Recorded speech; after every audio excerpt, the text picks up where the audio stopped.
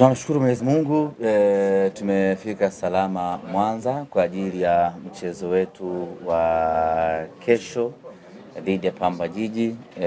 Leo tutafanya mazoezi yetu ya mwanzo na mwisho katika uwanja wa Kirumba tayari kwa ajili ya mchezo wetu dhidi ya Pamba. Tuseme tu ya kwamba tuko tayari Simba Sports kwa ajili ya mchezo huo.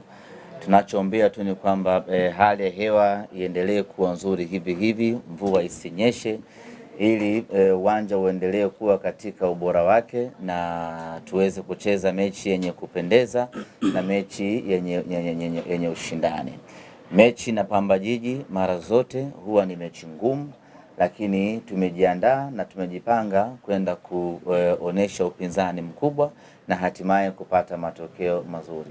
Nichukue nafasi hii kualika na kuwaita wana Simba wote wa kanda ya Ziwa waje kwa wingi wao katika mchezo wa kesho.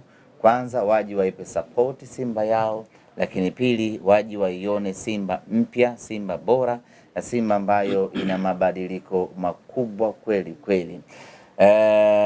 Kila mwana Simba ambaye atakuja uwanjani katika siku ya kesho atakuja kufurahi, atakuja kuona mapinduzi makubwa ambayo yamefanyika, atakuja kuona wachezaji bora, atakuja kushuhudia kila kitu kizuri katika mchezo huo.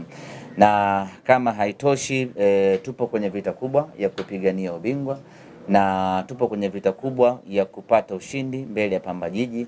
Ili tuweze kutimiza hayo yote, lazima tupate alama tatu, na alama tatu dhidi ya Pamba haziwezi kuwa alama tatu nyepesi, na ili tuweze kuzipata lazima kuwe na muunganiko wa mashabiki wote, kwa maana ya umoja.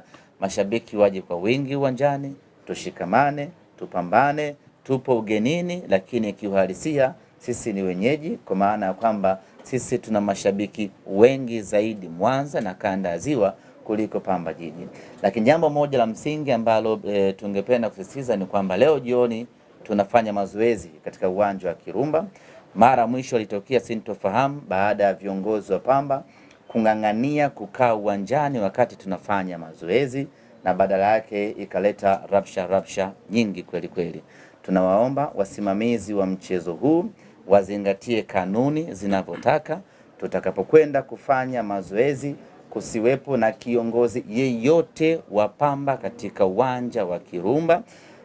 Wamekuwa na tabia kujisingizia vyeo, mimi sijui meneja wa CCM sijui nini, mimi sijui meneja wa kitu gani, mimi sijui nini, ili mradi tu kujipo halali wa kukaa uwanjani wakati sisi tunafanya mazoezi.